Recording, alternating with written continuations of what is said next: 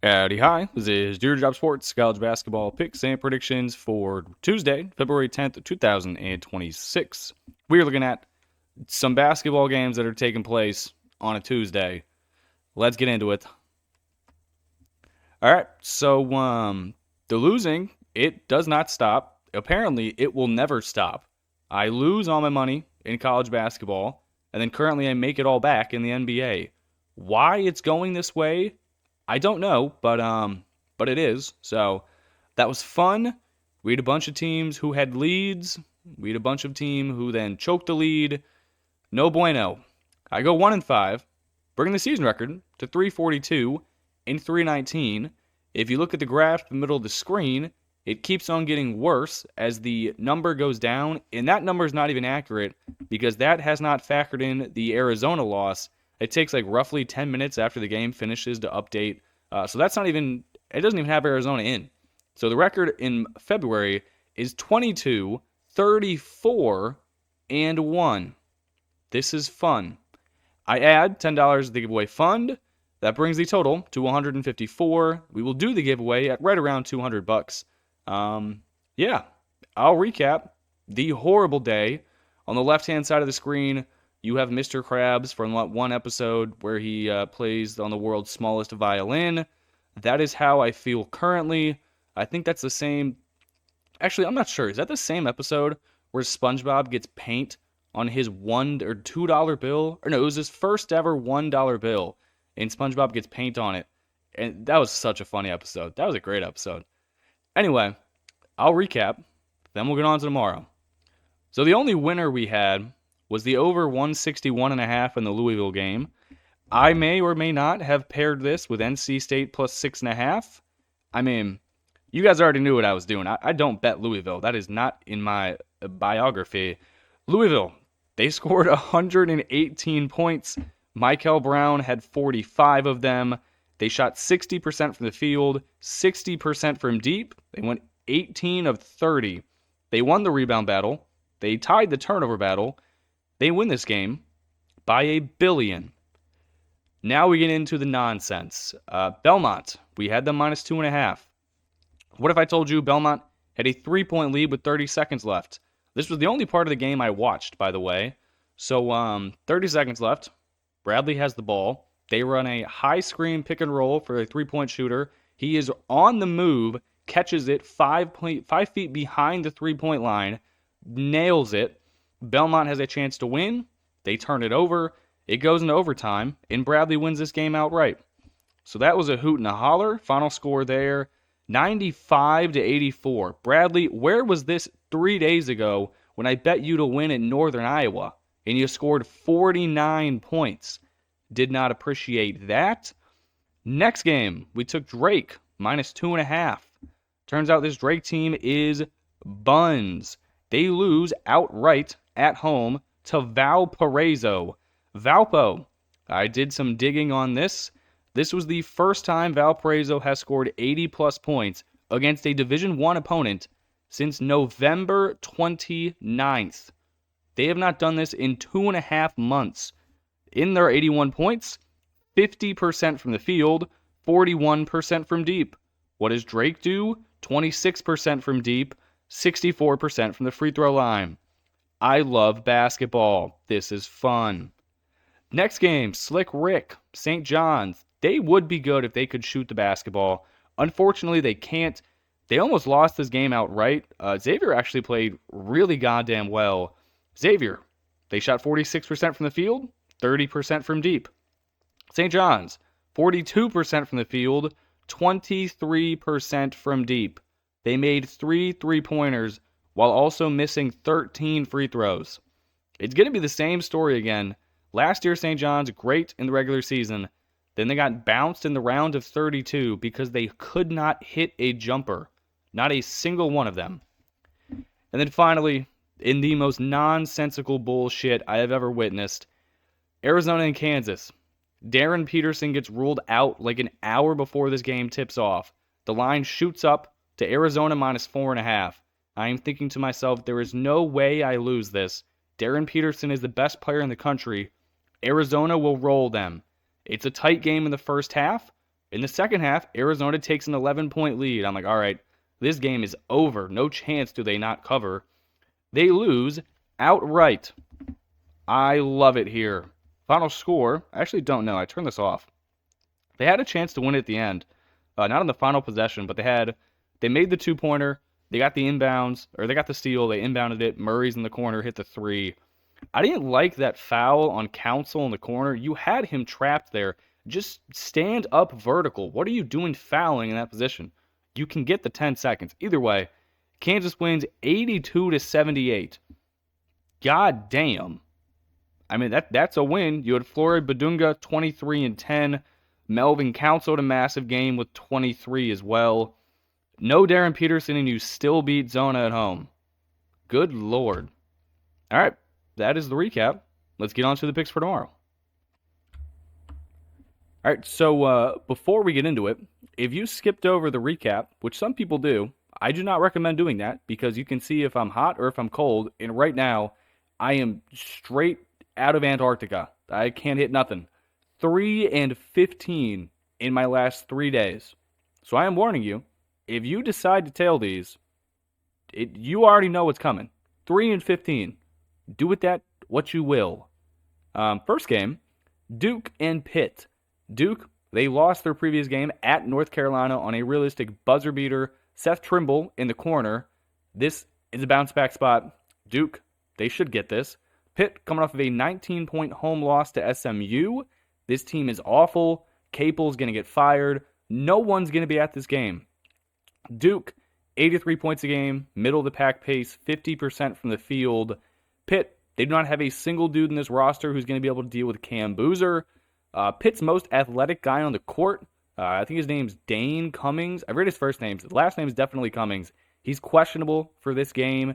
Again, best defender, probably their best rebounder besides that one Australian kid they have. He's very good, and I don't think he's going to play. Pitt, they're 9-15 on the year. 3-game losing streak came to Clemson by 11, Virginia by 20, and SMU by 19. Surely Duke can win by more than 17. I already mentioned their second best scoring option is out. All of their stats are bad. Jeff Capel, he's leaving after this year. This team is ass. Give me Duke. Next game, probably the game of the night. Purdue at the Cornhuskers. Give me the Boilermakers. They should be a favorite in this game.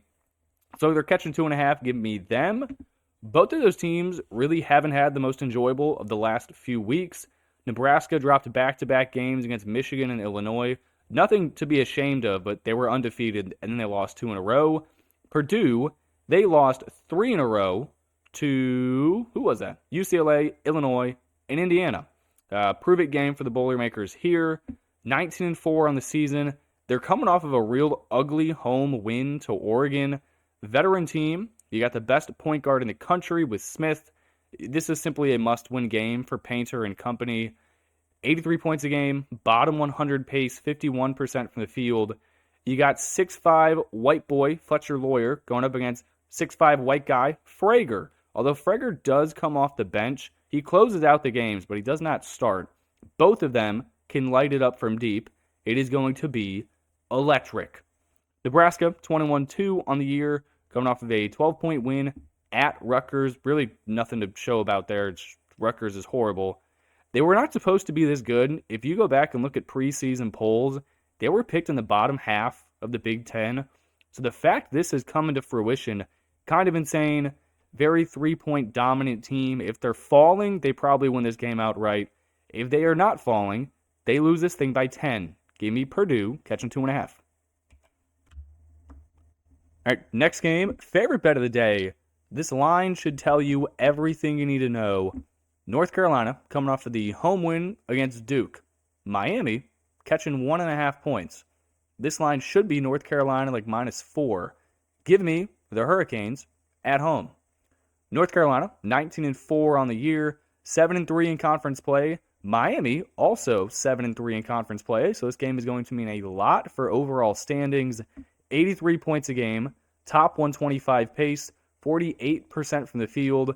You got Visar down low for size, the tall transfer from Arizona. But Miami's got 2 large-ass motherfuckers down low with Uday and then Renault, the transfer from Indiana. Both of them are thick. That dude is going to get absolutely bodied against them too. The Hurricanes, 18-5 on the year. Their 5 losses: Cal at home, FSU at home, Clemson, I think, on the road, BYU and Florida. So none of those are awful besides Florida State. But that loss can all be wiped away if you get a home win to the Tar Heels. 84 points a game, top 100 pace, 51% from the field. Veteran team, you start 3 seniors. You also start one of the best freshmen in the country who's not really talked about. 6'6", I forget his name. He's an absolute freak athletically. It might be Washington. Definitely not Washington. I'm talking out of my ass. He's very good, though. You will watch his game. You will see him. And you'll be like, hey, you know, he does know what he's talking about sometimes. Maybe. Next game, I am taking George Mason, laying 4.5 points on the road at Richmond. Richmond was supposed to be decent this year. They are horrible. They're banged up. They've lost 6 in a row. There's no chance I would touch them with a 10-foot pole. Give me George Mason. Mason at 21-3 on the year, coming off of an 8-point home win to St. Joe's. 76 points a game, bottom 50 pace, 48% from the field. They do not like the 3-ball. I don't want to compare them to Arizona, but kind of in that same style of offense where they're just going to hammer the paint the entire game. Their defense is solid. It's best in the A10, top 75 third best in the A10. Pretty important word to forget. Top 75 in the country though. Veteran team, lots of positional size. These guys start 3 guys over 6'8". They're solid. Richmond 13-11 on the year. I already mentioned their 6 games losing streak. That is ass. 78 points a game, middle of the pack pace, 45% from the field. They are missing 2 starters from the beginning of the season. They are both out for injuries. They might be out for the rest of the season. I'm not 100% sure on that. Their defense is horrible. They lack size. They lack depth. This team is no bueno. Give me George Mason. All right, then the final game. Today I went 0-3, betting teams minus 2.5. So surely when I take a team plus 2.5, that means I must automatically win. Give me Oklahoma State, even though I forgot the state in the first, whatever. Give me Oklahoma State. They're the better team. They're on the bubble. They cannot lose this game. Go team. Oklahoma State 16-7 on the year, 4-6 in Big 12 play, but they've played a really tough schedule. Their wins, BYU, Kansas State, Utah, and UCF. This would go a long way in their overall resume if they want an at-large. 85 points a game, played a top 10 pace. These boys get up and down the field court real quick. 47% from the field overall. They have 2 really good big men down low. They have veteran guards. You got the one guy who transferred from Green Bay, and then you have the other guy who I want to say is from Washington, but I might be tripping when I'm saying that. This team's good. The only thing they struggle with is defense. They don't really believe in defense. It is just all offense all the time. Arizona State, kind of the same way, coming off of an 8-point road loss to Colorado. Basically a brand new team from last year under Hurley. Everyone transferred because they know at the end of the season, Hurley's going to leave and he's going to find a new job because Arizona State don't want him no more. They score 79 points a game. They play at a top 75 pace though, so they also run up and down the court. They're just not as efficient as Oklahoma State. Second last defense in the Big 12, only behind Utah, who is straight ass at basketball. Bottom 75 in the nation. There's no chance they should be laying points to anyone. Give me Oklahoma State. All right, then the 2 almost bets. It is SMU laying 12.5 to Notre Dame. Notre Dame's another team who might fire their coach. I get Shrews has only been there 3 years. They have not been good. I got a strong feeling. I mean, Marcus Burton probably isn't transferring out, but if I was him, I would, because this team is going nowhere, and you are too good of a point guard to just be trapped in the depths of Notre Dame, just straight in hell. It is not enjoyable. Give me SMU at home, and then Baylor catching 2.5 points. I think BYU is fraudulent. You got AJ up top who tries to do too much in isolation, and then you have Richie Saunders from deep. You also have, this is the Baylor transfer. I didn't even think about that. It's Rob White. Rob Wright played at Baylor last year, transferred to BYU. He goes back to Baylor. This is going to be a lit game. He took the Mormon money. Baylor's going to be on his ass. Oh, this is going to be a great game. I have to watch this. Baylor, plus 2.5. I will probably end up betting this. Depends how the previous games go. If I am up on the night, I will bet Baylor, and they will be in the recap tomorrow. If I am down on the night, I will not bet Baylor. Time will tell. However, that is it for me in this video. I appreciate you watching and tuning in, and I'll catch you in the next one. Peace.